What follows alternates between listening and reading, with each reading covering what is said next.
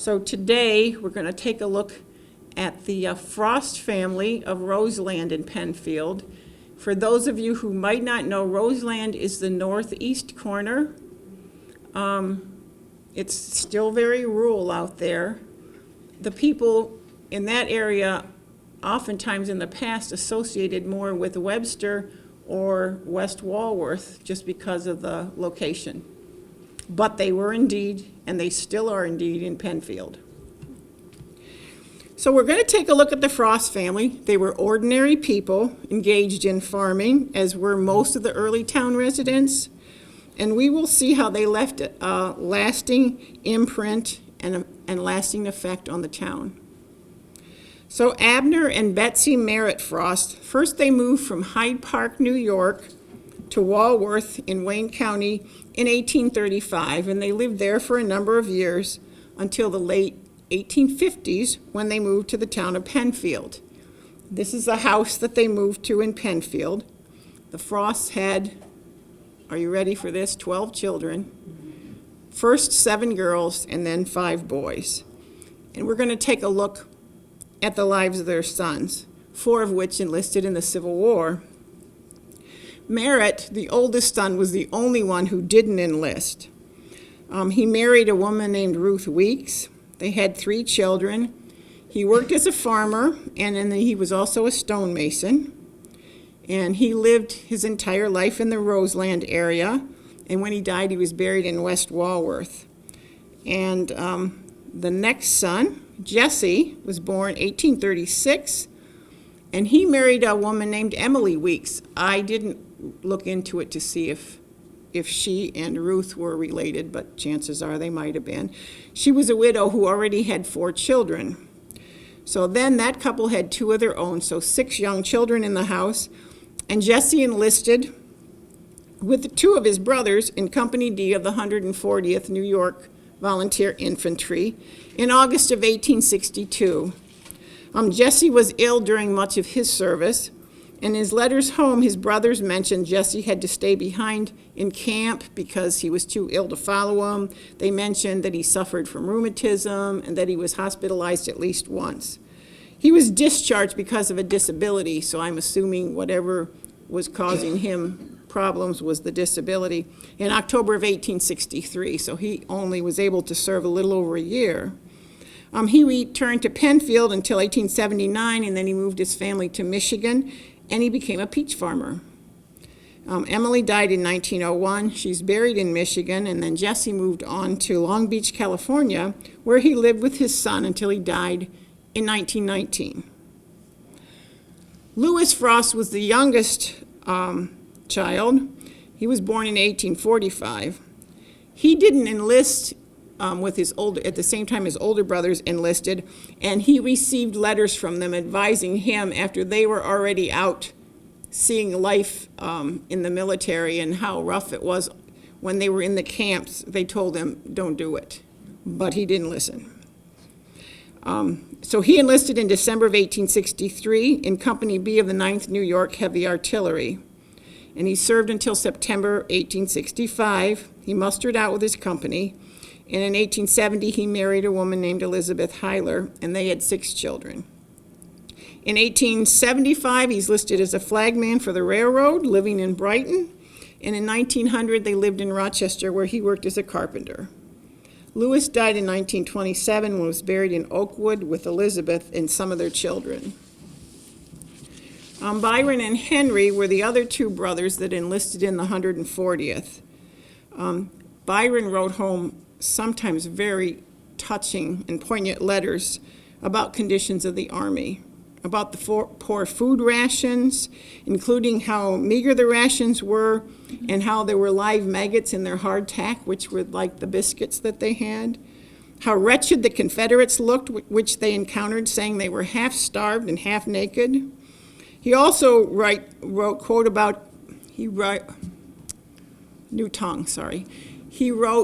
a bit about his bees. He must have kept beehives at home. And in one letter, one of the early letters, he said, somebody take care of my bees, and next summer I'll be home to take care of them myself. And, how were my bees doing, and did you get lots of honey? So they were a big concern of his. He wrote about the cold weather and how his feet froze, and then his feet and ankles were swollen. And then often Brother Henry penned a few lines at the bottom of Byron's letters. And one of the things I have over here for display are transcribed copies of some of these letters if you're interested in reading them. Letters home from the soldiers during the Civil War are very touching. So and they tell you a lot about life in the camps and how the war was going. In May of 1864, Henry and Byron were both wounded and captured and taken as prisoner. Henry was originally left for dead. He was shot in the head, but then he didn't die, and he was later captured. And they were both sent to a prisoner of war camp at Florence, South Carolina. Byron died in that camp. He never made it home to his bees. Henry remained a prisoner until the end of the war. One report said that when he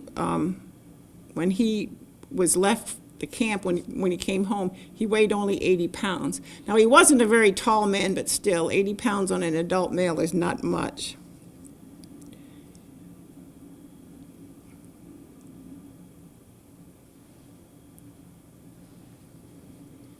When Henry returned home to Penfield after he mustered out, in 1869 he married a woman named Ada Cowell. They lived with Henry's parents in the house on Plank Road.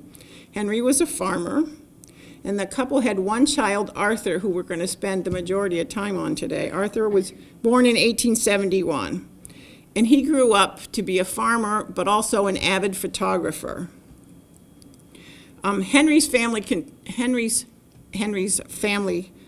continued to live with his parents, where Arthur was doted on by 4 adults because he was an only child, so that's pretty understandable. And then when Abner and Betsy died, they were buried in West Walworth Cemetery. In 1897, Arthur married a woman named Carrie Grab. His occupation was farming, but his love was photography. He had no formal training in the field, but he had a knack for it. And he did a lot of experimenting. Now, photography was probably close to 50 years old by this time, but it wasn't readily available to the home photographer. Most of it was done by professionals or in studios. By 1900, the young couple had moved to their own home on County Line Road. This is just around the corner from Plank. And their only child daughter, Gladys, was born in 1901. She was a frequent subject of Arthur's photograph, much like children today. Usually, if you have an ancestor that dated from around 1900 or before, if you have one photograph of them, you consider yourself lucky. Well, we have a ton of photographs of Gladys just because her parents also doted on her because she was an only child. Arthur also photographed the world around him. And what we're going to take a look at now through the rest of it are some of his photographs. The local history room has a collection of over 500 of his glass plates. We've had them developed a number of years ago, and now they've all been digitized. And they are wonderful resources if you want to research the early 20th century. You can find out people's occupations, transportation, clothing styles, and you can find out a lot. So that's what we're going to be taking a look at, life early 20th century through his photographs. And like I said, baby Gladys was one of his chief subjects. I didn't bring all the pictures of her, but I brought quite a few, so you can see Gladys through the years. I like this picture a lot because what it shows us is that parents, even though they didn't have high chairs with little straps in them like we do now, they were very concerned for their baby's safety. And I don't know how well you can see it, but she's tied into that chair with a ribbon. And it would have been moved outside because photography inside was very difficult before they had flash. But we do have a couple examples. It must have been a very sunny day when he was able to take some inside. And there she's smelling the flowers. And another picture. Now, this one with the hat on, it was a little harder to tell that it was her. Most of the photographs, when she doesn't have a hat on, she has a gigantic bow in her hair, if she has any hair. This is Carrie and Gladys out back of the house. They had quite a lavish flower system going there. Too bad these aren't in color, that we could see all the different flowers. We're starting with the bows. And as you can see, like I said, she was quite doted on. I see 1, 2, 3, 4, 5, 6, 7 dolls in that picture, and there's no other child in the house. And she's having a tea party with her little friend who also has a bow. This picture is interesting. Look at the little girl's, look at her shoes, Gladys's shoes. They have buckles all the way up the leg. His photographs can show a lot of the detail on the clothing. The other interesting thing about these, and I'm not a photography expert, perhaps it's always inherent in glass plates, but these can be blown up. There are some that are displayed at Penfield Town Hall. They're like 30 by 40, and they're not grainy. They look really, really good. So whether it's his skill or whether it's just the nature of glass plates, I don't know. And there she is, not a big bow, instead a big hat. And this is interesting. She has some kind of a little toy pony on a leash there, but this is the water pump out in their yard. He's got her posed in a lot of different places. This looks to me like it was in a studio of some kind because of that column in the back. I don't know where that, if that was in their house, I'd be very surprised. This is all after the Civil War was done, right? She was born in 1901, so this is all in the 1900s. Oh, way after. Yeah. And I think this is the same day. And here we see her again with a number of her dolls outside. And then a little bit of the perspective, we can see the pump and their sidewalk made out of woods, or their walkway made out of woods, and then the steps that go up to get into the carriage. Things we don't think about today, although if you get into some big trucks, you might need something like that. And just another shot. She was always a well-dressed little girl. And this is another one that might have been in a studio somewhere. You can see the detail so well. You can see all of those hundreds of pleats in her dress and her undercollar. And then a little more detail on that one. And the bow, it continues. And just another shot outside. I think that's the same day with her holding flowers. She was well taken care of, that child.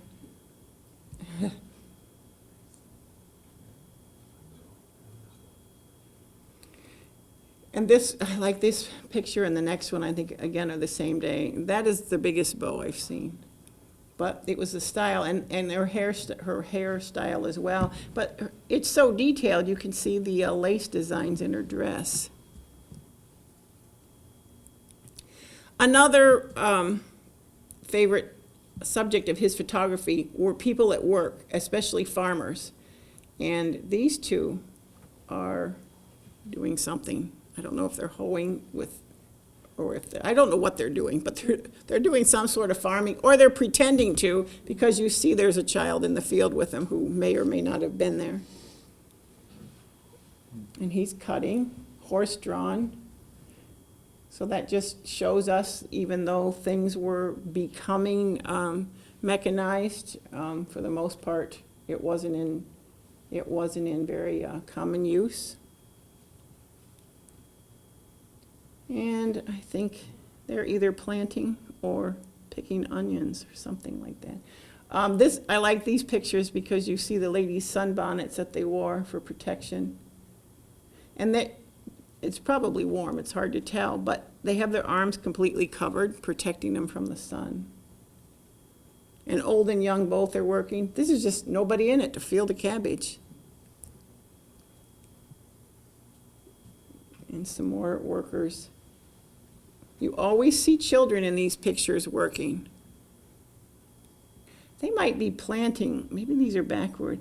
When we got these glass plates, they had been stored on a porch, an enclosed porch, for a number of years, and one woman remembered playing with them as a child. First of all, they're sharp glass, they're pieces of glass, so that's amazing in itself, but most of them survived.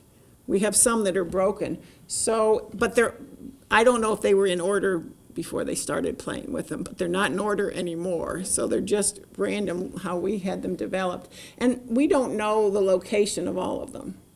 The majority are Roseland or right around the corner in West Walworth, but you'll see a few that are other places as we go along. Another guy doing that thing with that piece. I don't know if that would be a hoe or if it's a tiller, something. Oh, and another favorite of his photographs were the animals, because they were a big part of farming. So, good thing there's not one more in that group. And this is what they raised him for. And this tells you the neighbors got together. You know, they talk about quilting bees or barn raisings. They would have gotten together to do something like slaughtering, because certainly one family would not have used all of that pork. This cow's just out there kind of grazing. I don't know if he's fenced in. I hope so. I like this picture a lot for a number of reasons. First of all, the windows on the barn are very interesting. When we build things today, sometimes we have round windows or arched, but mostly, especially if it was in a utility building like a barn, they would be just regular rectangular square windows. But also, I love that her head's turned and we can see that sunbonnet angle. You don't see anything of her face. She's like, if you know the sunbonnet kids from quilting and stuff, she looks like the sunbonnet girls. But she's doing something, exercising the horses or getting ready to hitch them up or unhitch them or something. So we don't know where that picture was really taken? We do not know. Now, if we started looking into old barns and somebody was lucky enough to have a picture of that barn, I don't know of any other in our collection, but perhaps Walworth or perhaps Webster. Most of the rural pictures were right in that area. Like I said, he did get outside of it. I thought this was interesting because at first I thought that child is sitting on a manure pile, but I think it's a big rock. But look how it's like craggy and jagged. It's got some moss on it and stuff. And the other thing about that caught my interest in this is that the cow on that side must have moved slightly. And if you remember, when I was a child, none of you are as old as I am, but when I was a child, you had to be still for pictures. Now, nobody says that as much, so it must be a little more flexible, but that's why people often didn't smile, because it was in the very early ones, it's easier to hold your face the way you regularly look than to sit and hold a smile without moving. So, but nobody told the cow. And then this is a group getting together to do some threshing or something. Again, it's like a neighborhood get-together, a reason for a party. These are all the men. The women are probably cooking for all of them. And they all look very clean, so I'm assuming this is at the beginning of the day.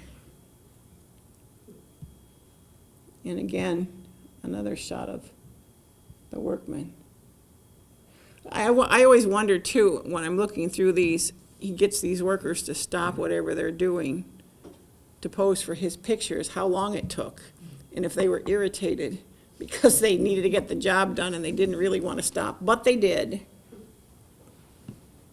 And this is actually Abner Frost himself. I mean, this is Arthur Frost himself, and they're crates full of apples.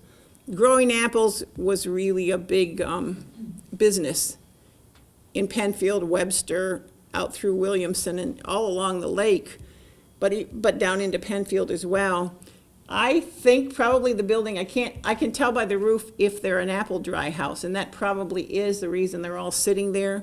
They would bring the apples to the apple dry house. Women peeled them, tons and tons of apples. And then men, and the apple dry houses were set up so the apples were laid out on racks up above, and there were coal fires going underneath that came up through and dried the apples.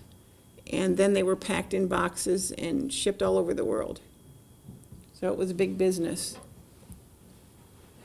And these people have been berry picking. You can see their quarts of maybe raspberries or something. And they're also dressed to protect themselves from the sun, but also from the berry bushes, because if you had to reach in there, it would be a really good idea to have some long sleeves on. But you can see they all are looking, they're looking very glum, but it's probably because he told them to be still, especially this little boy. Maybe he didn't want to be picking berries, he wanted something else to do.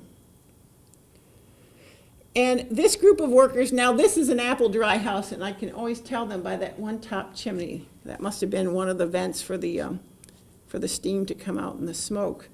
They're sitting in piles of coal. I think they just must have done it. If you look at the ladies' white aprons and things, they haven't been messing in that coal too long. He must have just said it would make a good picture if you sit in it. So, and there are a couple of these pictures. These are the ones that are in the front entrance of Town Hall as you come in there of an apple dry house. And there, looks like the women are shoveling the coal, but they didn't usually do that. And this one has her dog on her lap. You can see the condition of the building too. I don't know if we had a building that was in that condition today, if they would be letting you work with any kind of produce that was going to be sold. I think the health department or somebody would come in and want you to clean things up. But it was fine then, and a lot of people lived through it, so. These two have been working on a meat wagon. And this was actually in the Roseland area. They had meat. They take it around from house to house to sell. People who didn't have their own meat that they processed or who were looking for fresh meat could buy it right off the meat wagon. And this lady is a milliner. You can see by her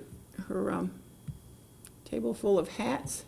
She has a poster of, this looks more like women's hairdos, but I think they probably have hats on that you can't see. I don't know where she was. I'm assuming she might have been in the town of Webster. But I doubt that he went very far to take this picture. This is one of the few occupations a woman could have. This is a really good shot of an apple dry house. You can see actually this one's in much better shape than the last one was too. They're lined up there and ready to work. And this one might be a cider mill as well, because this I think is a cider press. This one is a cider mill. I could zoom in on them. I could read the sign over the door. It looks almost like it's in an old church or something with these arched windows. Perhaps they built them in their cider mill when they built it, but I have a feeling they took over the use of the building. This one looks really messy, a lumberyard. And as you can see at the back, it's a cider mill, I think, or an apple dry house. I think what they did, because the apple drying season would have been only very short in the entire year, I think they carried on operations of lumbering to make use of the buildings for the rest of the year.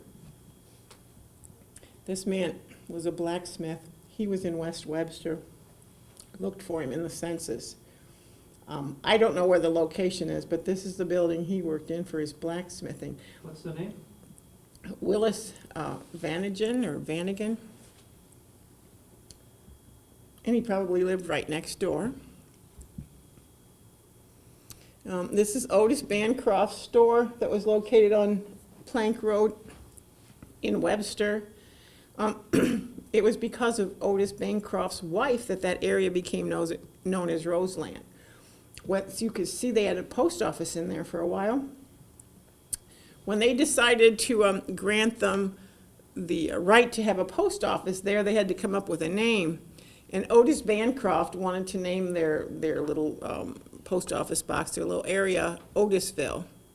But the minister at the church at the time and one of the residents told him to name it after his wife, Rose, so it became Roseland. Maybe a little more catchy name than Otisville.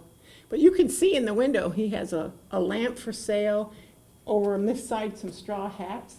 These pictures have so much detail that just give us a glimpse into their lives. This is another general store, Charles Stalker's. This I know was in West Webster. I know exactly where it is. The building is, actually the other Bancroft store is still standing, but it's no longer a store. And Stalker's building is still standing, but it's no longer a store. But we, I'm sorry, West Walworth. Thank you.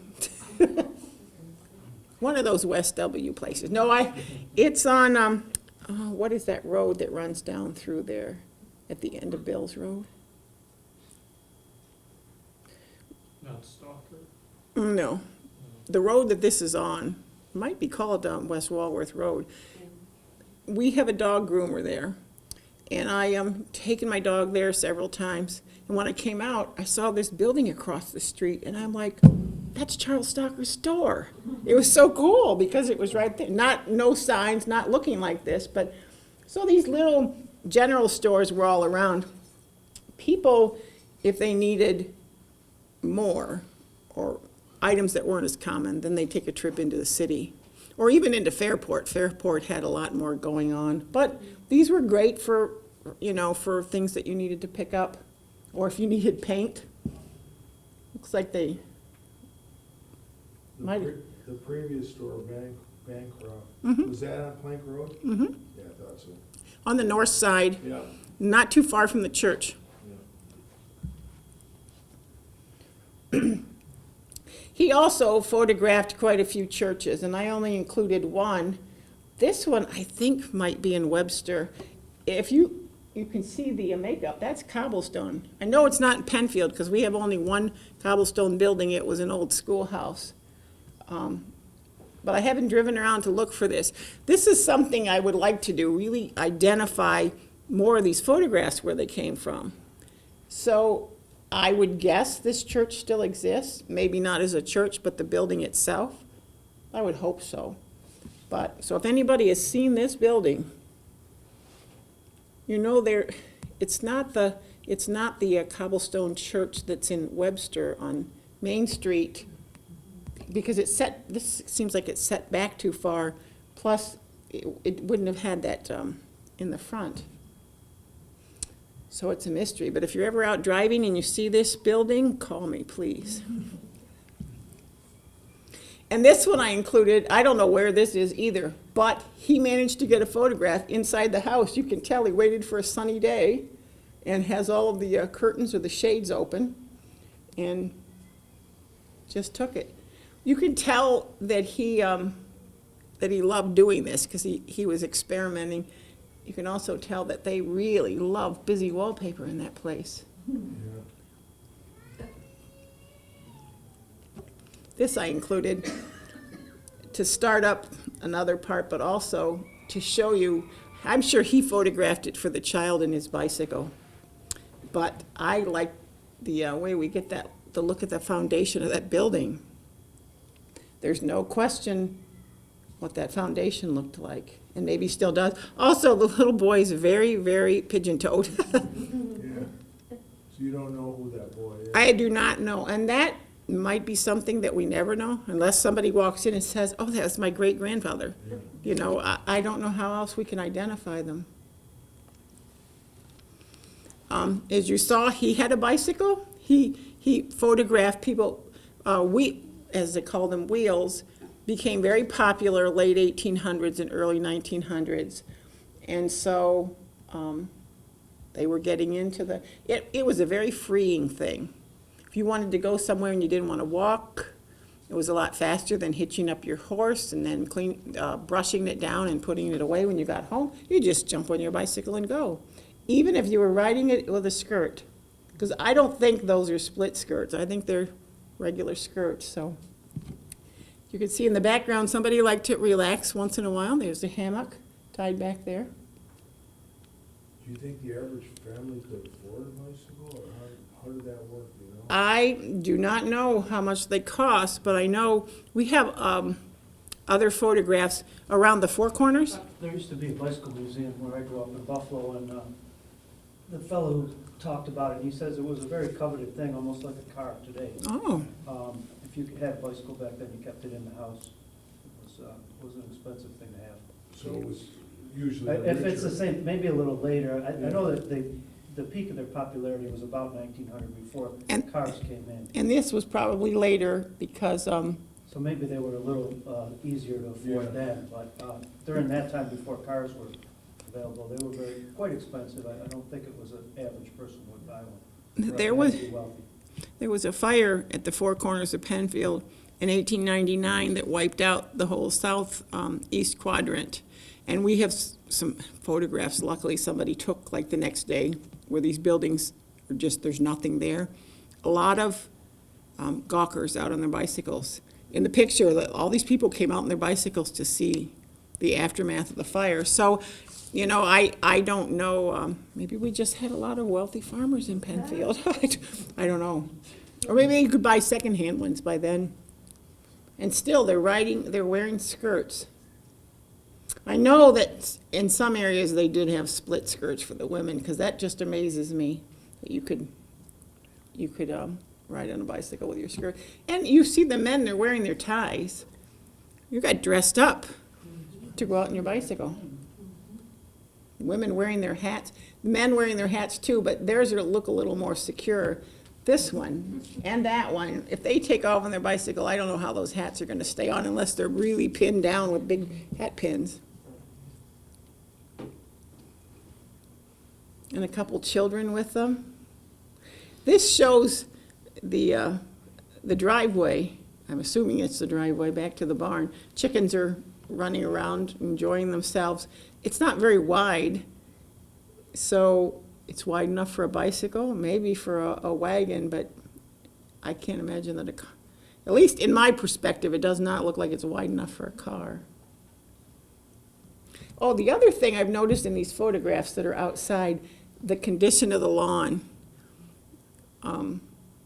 They've somehow cut it, whether they had goats to chew it back but it's not like the lawns that we think of today. Some spots are bare, it's not all that short, it's just, there. Which is maybe a good idea, maybe we spend too much time doing that. This group is getting ready to play croquet, or they just finished, but they're posing with their croquet rackets. So that must have been something that the Frosts or some of their friends had a croquet set, and that was a popular pastime then. Again, you notice that even the little boys, they're playing croquet and they're wearing their neckties. And this one I thought was especially interesting. They are out there. I can't see the wickets or whatever they're called, but I went in close up. I saw some of the mallets in their hand. And some people are just posing for the picture. I like this picture a lot because look at that guy's smile on his face and then what this one's doing. I wonder if it's supposed to be this guy saying he caught all of these fish. And who knows? I don't know where they came from, but he's saying, don't bother me, yeah. But I thought it was funny. And he did have a sense of humor. He incorporates humor once in a while in the pictures. And he did some formal group shots. This one obviously is a wedding. They look very sober, but again, they had to be still. You can see what the styles were for the bride, and I don't know if I guess they're bridesmaids, the ones that have flowers, and maybe flower girls. One of the group shots he took. And this one, Ma's 70th birthday. This was in 1900. It's outside. This is Arthur's wife, Carrie, right there. That would have been before Gladys was born. And some of the pictures, I can't tell if he's in this one. Some of the pictures, he managed to get the camera set up and then run around and be in the photograph himself. But you can get an idea of their clothing, a very good idea of their clothing, the prints of the fabric. It's just great. This man has suspenders on. Actually, he does too. It's just, you can tell so much about the time frame from the photographs. And the more you look at them, the more you see.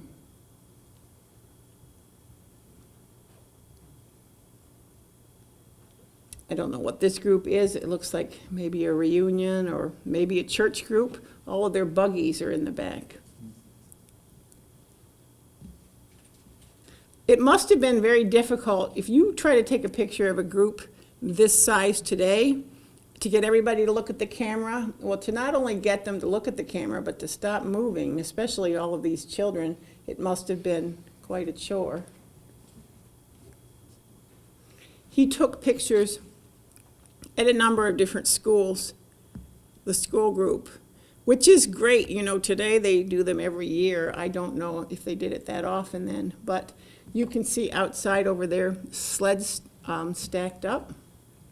They've come outside again because of the lighting. But if there are sleds out there, it must be winter.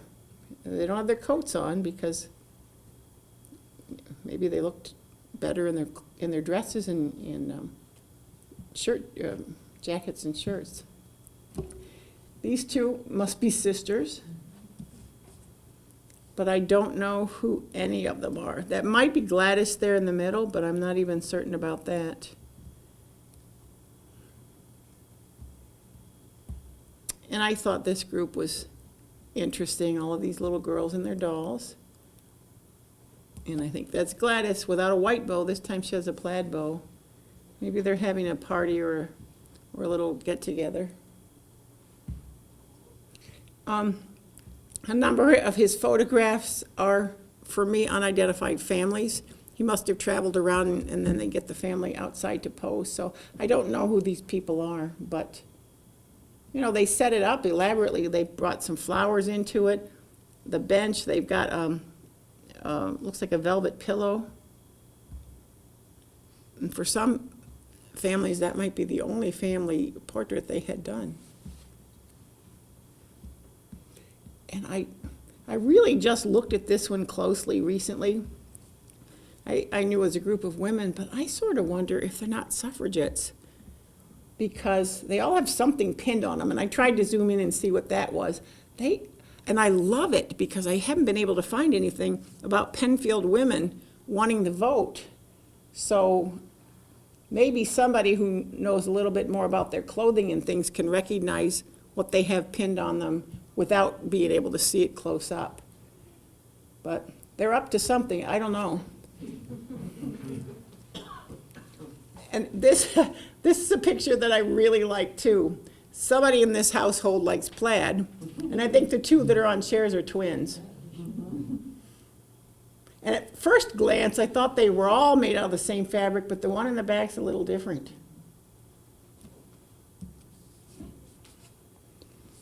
And this is near some pond or a body of water. Whether this could be a family, you know, or family and neighbors trying to pose. He probably told them, the little boy and this older boy, to lie down and look casual. It's kind of hard to look casual if you're wearing a dress, probably a corset and then a hat sitting on top of your head. Some of the outside photographs that are taken near a house are very interesting because they wanted to show off, this is my opinion anyway, their needlework and their things that they had, but you couldn't do it in the house, so they moved it all outside. So we have different techniques of pillows here, and it looks like a rug on the steps back there, and I don't even know what that one thing is. Maybe it's a quilt.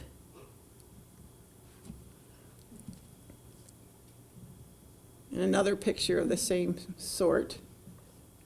And they have their bird cage outside, which you could probably leave out there in the summer, but as it got colder, the bird wouldn't survive too well. See, they even have a rug. It just amazes me, just all the time it would take to move this stuff outside and set up.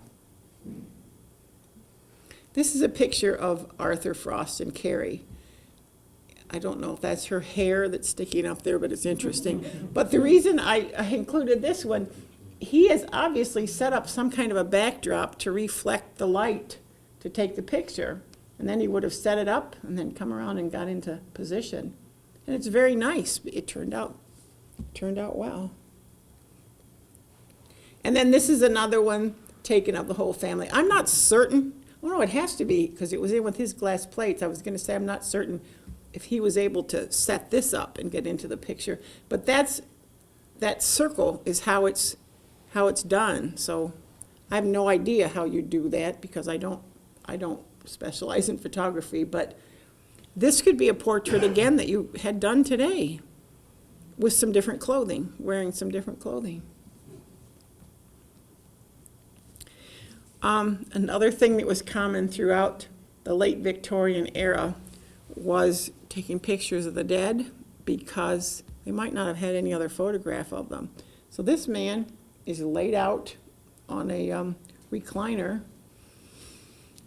You can see the flowers that people have brought in surrounding him. And maybe they had another photo, maybe someone wanted one last photograph, but it's a little macabre from what we think today to be taking pictures of them.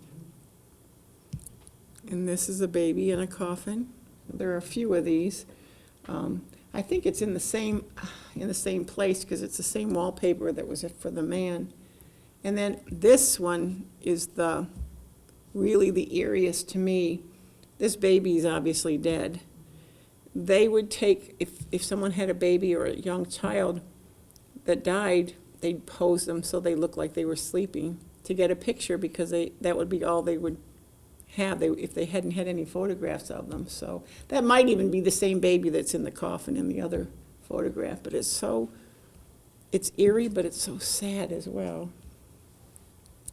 And he did get outside the area. This does not exist in Penfield, Webster, West Walworth. I think he went to the zoo. And I'm assuming the Rochester Zoo, and he liked these birds. You can see there's a woman beyond the cages with her bicycle.